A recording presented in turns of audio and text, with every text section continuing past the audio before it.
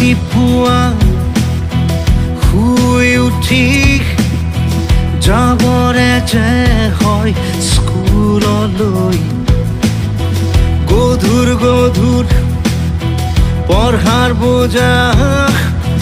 কঢ়িয়াওঁতেই যায় দিন দূৰলৈ